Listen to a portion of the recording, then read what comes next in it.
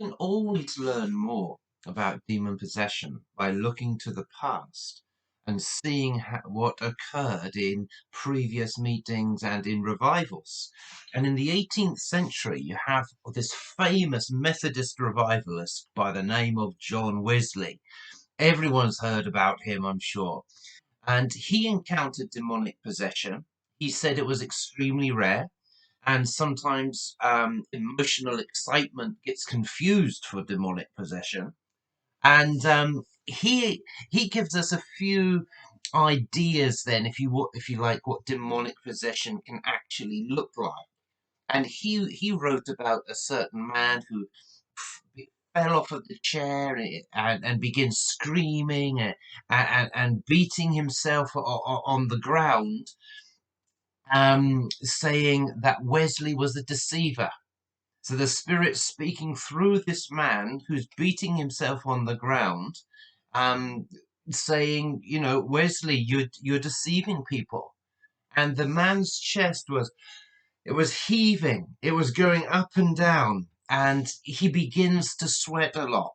And sometimes we do see this even today when we begin to pray for people. They can fall on the ground and begin to beat themselves on the ground. And I've seen it. The chest it is going up and down, and they're just, or they can be just sitting there and they're just perspiration, sweat pumping out of them. And Wesley himself saw this.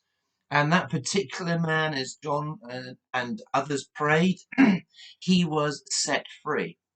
In another case, Wesley describes, a couple of people were holding this lady down, and her face was changing, as it sounds like. It was full of horror, full of suffering, full of torment, and her body began to become distorted, out of shape, and she would shriek out loudly.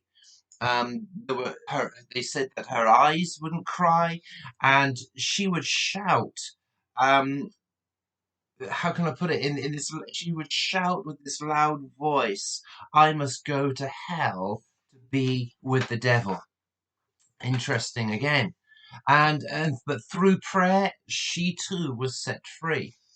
And John Wesley, there in the 18th century, he makes some little notes about the signs of somebody under the influence of a demon. And he said the people would gnash their teeth together. They would roar loudly, or like, if you like, bellow. So that could be like a sound of an animal bellowing, or somebody bellowing out in anger.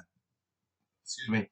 The people would often display incredible physical strength. There would be this horrid laughter that would come out of people.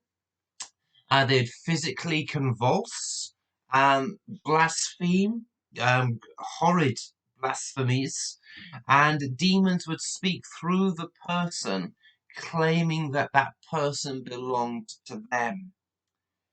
And John Wesley, again, I emphasize this, he says it was rare to encounter demonic possession.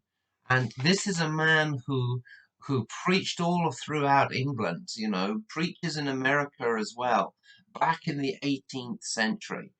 So there are just a few little things that John Wesley noted about demonic possession. God bless you.